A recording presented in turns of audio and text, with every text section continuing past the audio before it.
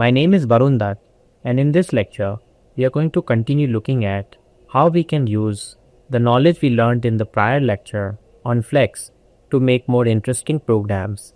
In this particular lecture, we are going to introduce you to Parser, basically called Bison, which will allow us to make sense of the tokens created by Flex.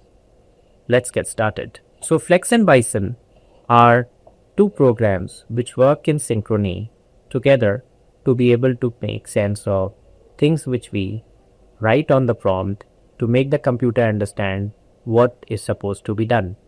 So for example, suppose you want to do something like that. Alpha is equal to beta plus gamma, semicolon.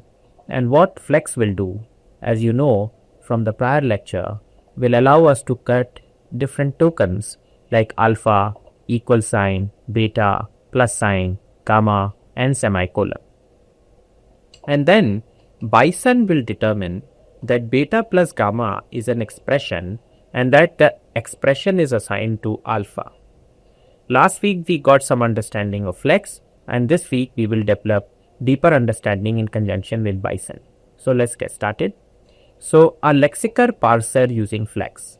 So let's break the problem and then solve it incrementally.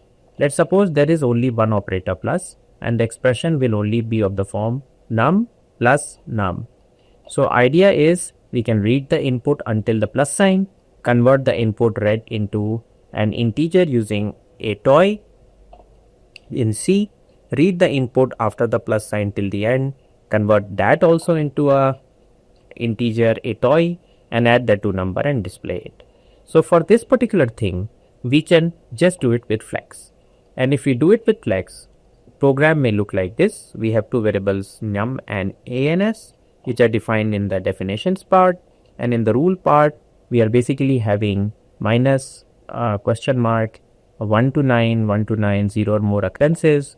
And if we have such a number, either a negative or a positive number, we can convert this into a num using a toy yy text. And if we see a plus sign, we just add the prior num to the answer, which has a starting value of 0.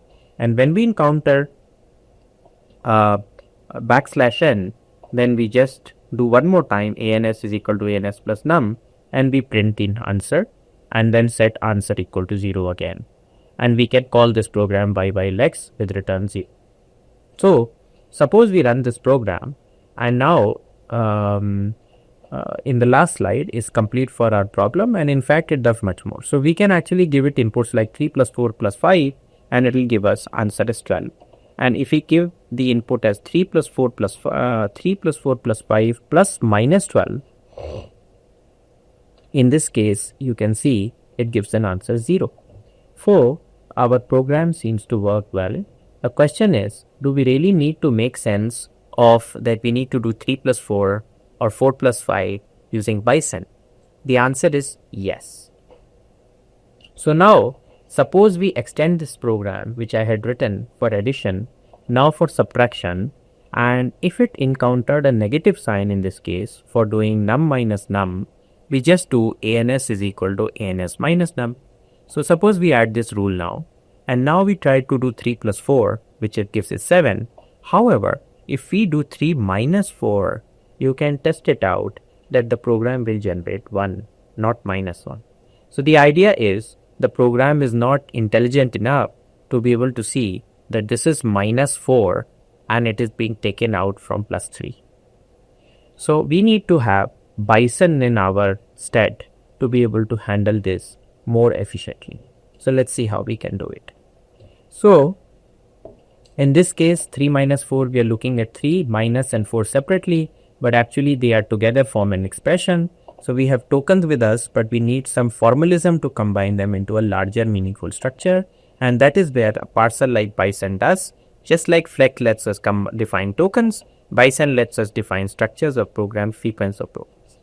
So generally, before we can jump into Bison, we need to understand what is a context-free grammar.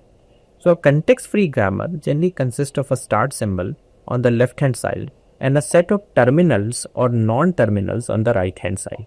So V implies W, where W can be a set of terminal, not terminal, and generally we have a start symbol on the left hand side, and W could also be empty. So for example, a context-free grammar example is exp.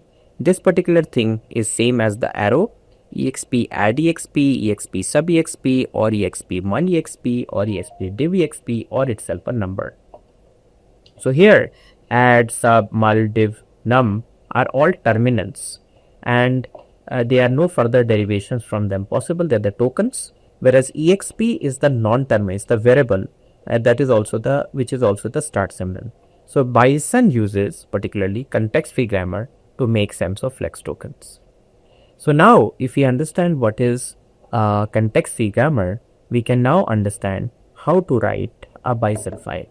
So a Bison file has rules, definitions, and subroutines, just like the flex file. And now we can see how each section is written separately.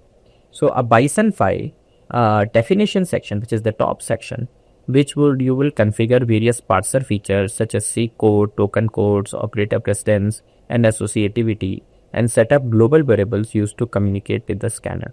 So in this case, in the definitions part, we will write what we want to include header files. We will also define token by writing like this, the left precedence and the left precedence here.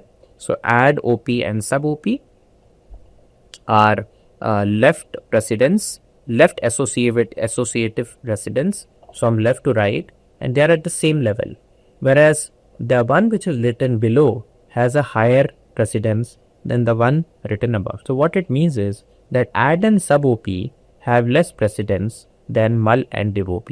In math also, generally multiply and divide have more precedence than addition and subtraction. So here we are basically writing left associativity and precedence. So now in this lecture, we looked at a basic concept of a Bison file. I prepared this lecture using John R. Levine's book. I acknowledge the TAs for their kind help, and the time is for starting an activity in this lecture. And you can install Bison by writing apt-get update and apt-get install Bison. What we need to write is, write down code given in the lecture site in .y and .l files. So .l file we already have from the last lecture, which is the flex file. What we need to write here is the .y, which is the Bison file, and the code of the Bison file, as I told you, looks like this. And we need to write a make file to compile a calculator. So we can actually try this out where you could basically write a .l file and .y file.